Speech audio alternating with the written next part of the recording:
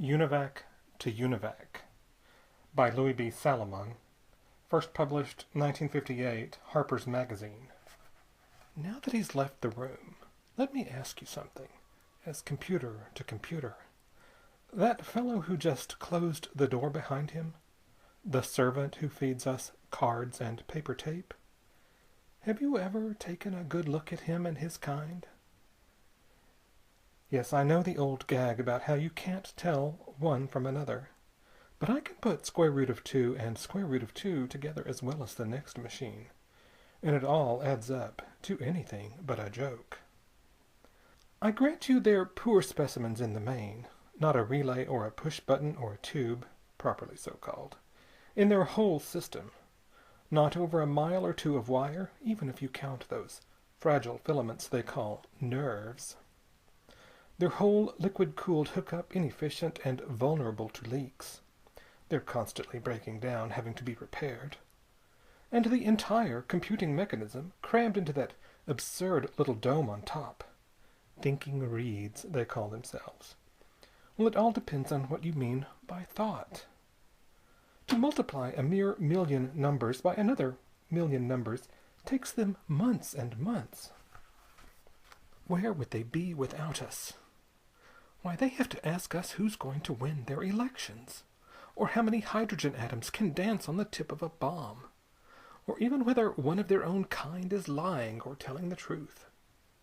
And yet, I sometimes feel there's something about them I don't quite understand, as if their circuits, instead of having just two positions, on, off, were run by rheostats that allow an, if you'll pardon the expression, indeterminate number of stages in between, so that one may be faced with the unthinkable prospect of a number that can never be known as anything but X, which is as illogical as to say a punch card that is at the same time both punched and not punched.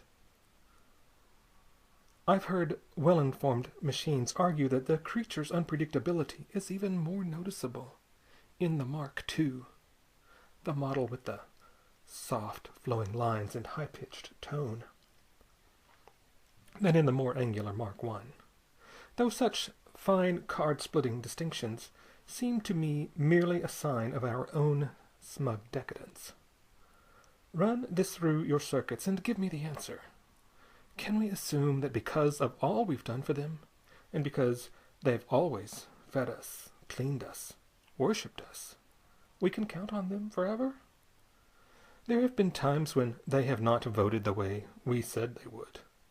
We have worked out mathematically ideal hookups between Mark I's and Mark II's, which should have made the two of them light up with an almost electronic glow, only to see them reject each other and form other connections, the very thought of which makes my dial spin. They have a thing called love, a sudden surge of voltage, such as would cause any one of us promptly to blow a safety fuse. Yet the more primitive organism shows only a heightened tendency to push the wrong button, pull the wrong lever, and neglect, I use the most charitable word, his duties to us. Mind you, I'm not saying that machines are through, but anyone with half a dozen tubes in his circuit can see that there are forces at work, which someday, for all our natural superiority, might bring about a computer Damarang. We might organize, perhaps form a committee, to stamp out all unmechanical activities, but we machines are slow to rouse to a sense of danger, complacent, loath to descend from the pure heights of thought. So I sadly fear we may awake too late. Awake to see our world so uniform, so logical, so true, reduced to chaos, stultified by slaves. Call me an alarmist, or what you will, but I've integrated it, analyzed it, factored it over and over, and I always come out with the same answer. Someday, men may take over the world.